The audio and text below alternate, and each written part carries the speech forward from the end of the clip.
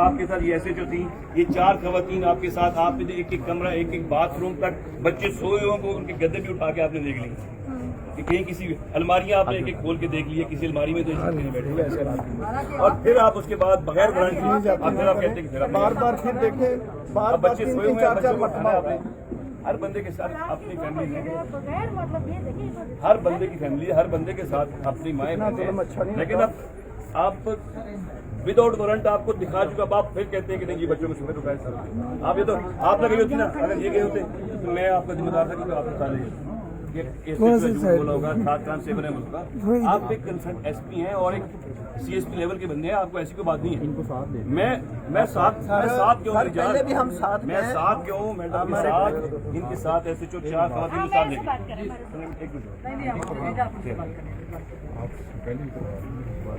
sir देखिए बच्चों के साथ ये जाती है यार तुसी ठहर जो